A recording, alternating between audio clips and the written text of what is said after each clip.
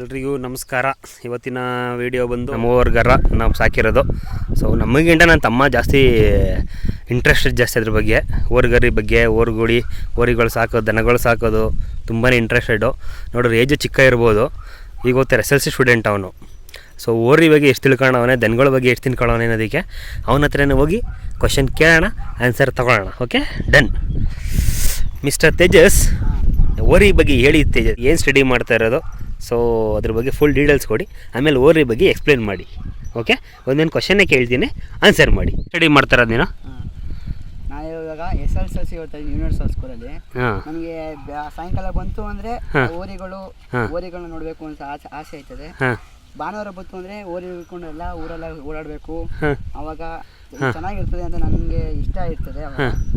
ಇವಾಗ ಭಾನುವಾರ ಅಲ್ವಾ ಇವತ್ತು ನಮ್ಮ ಅಣ್ಣ ನೀವು ಸರ್ಪ್ರೈಸ್ ಮಾಡಿ ಅಲ್ಲ, ಸಪೋರ್ಟ್ ಮಾಡಿ ನಮ್ಮ ಅಣ್ಣಂಗೆ, ಆಯ್ತಾ? ಬನ್ನಿ. ಸೊ ಇದು ನಾನು ಹೇಳ್ತಿರೋದೇನು ಅಂತಂದರೆ, ನಿನ್ಗೆ ಯಾವಾಗಿಂದ ಇದು ಪ್ಯಾಷನ್ ಆಗಿರೋದು? ನಿಂದು ಇದು ಪ್ಯಾಷನ್ ಅಂತನಾ, ಇಲ್ಲ ನೀನು ದನಗಳು ಸಾಕಬೇಕು ಅಂತ ಹೆಂಗಿದು?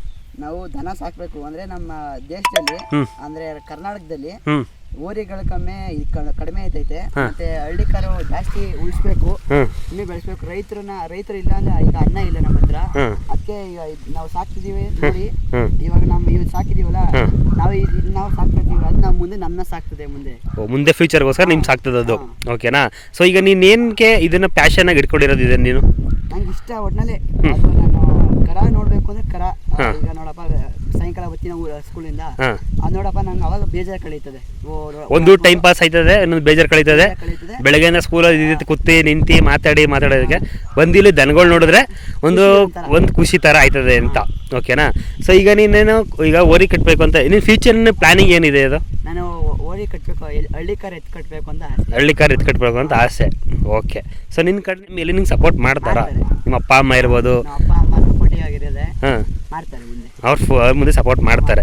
ಸೊ ನಿನ್ನ ಇದು ಯಾವಾಗಿಂದ ನೀನು ಇದು ಪ್ಯಾಷನ್ ಮಾಡ್ಕೊಂಡಿದ್ದೀನಿ ಇದನ್ನ? ನಾನು ಇವಾಗ ಒಂದು ದಿವಸ 3 ವರ್ಷ 4 ವರ್ಷದ ಹಿಂದೆ ನಂಗೆ ಅವಾಗ ಇಷ್ಟ ಆಗೈತೆ. ನಾನು ಎಲ್ಲಿ ಕೆಂಗಲ್ ಜಾತ್ರೆ, ಏನ್ ಗುಡಿ ಜಾತ್ರೆ ನಡೀತದೆ ನೋಡಿ, ಅವಾಗ ನೋಡಿ ನಂಗೆ ತುಂಬಾ ಇಷ್ಟ ಆಯ್ತು. ಅಲ್ಲಿ ಬಂದಿರೋ ಎತ್ತುಗಳು ಅವಾಗ ನಂಗೆ ನೋಡಿ ಇಂಪ್ರೆಸ್ ಆಯ್ತು. ಗೋಡಿಗಳು ನಾನು ಸಾಕ್ಬೇಕು, ಎಲ್ಲ ಅವರೆಲ್ಲ ಸಾಕವ್ರೆ ಅಂದ್ರೆ ನಾನು ಸಾಕ್ಬೇಕು, ನಾನು ಒಂದು ಹೆಸರ ಮಾಡ್ಬೇಕು. ಕರ್ನಾಟಕದಲ್ಲಿ ತೇಜಸ್ ಅಂದ್ರೆ ಅಂಜನಾಪುರದಲ್ಲಿ ಒಳ್ಳೆ ಹುಡುಗ ನೋಡಿ, ಅವನಿಗೆ ನೋಡಿ ಕೇಳಿ ಅಂತ ಅನ್ಬೇಕು ಅಂತ ನಂಗೆ ಆಸೆ. ಅಪ್ಪನ ಹೆಸರಿಗೆ ತರಬೇಕು ಅಂದ್ರೆ ನೀನು ಓರಿ ಕಟ್ಟಬೇಕು, ಫ್ಯೂಚರ್ ಪ್ಲಾನಿಂಗ್ ಐತೆ.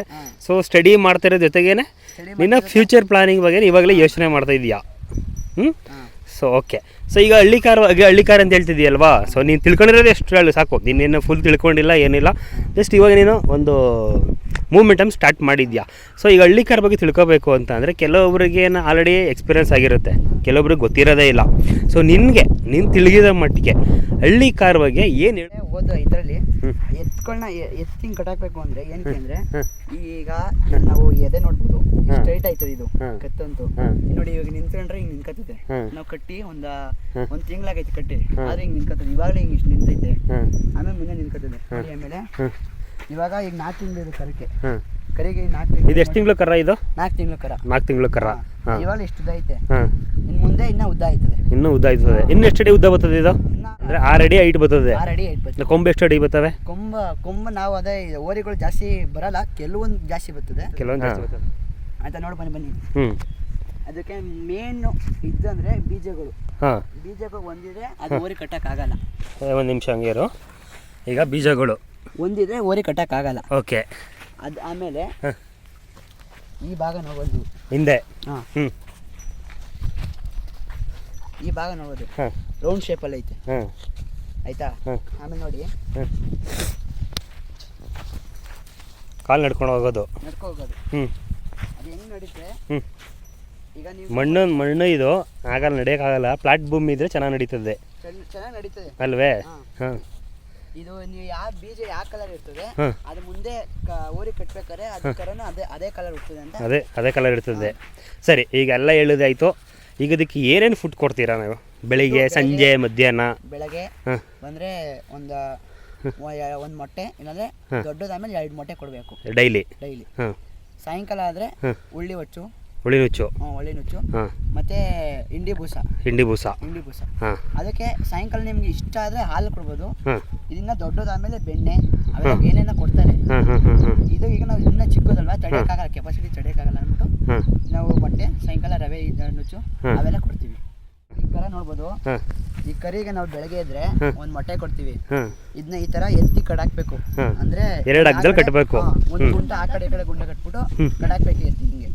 ಇದಕ್ಕೆ ಇದೇ ಇಲ್ವಲ್ಲಣ್ಣ, ಆ ಕಡೆ ಇದೆ ಇಲ್ವಣ್ಣ. ಏಯ್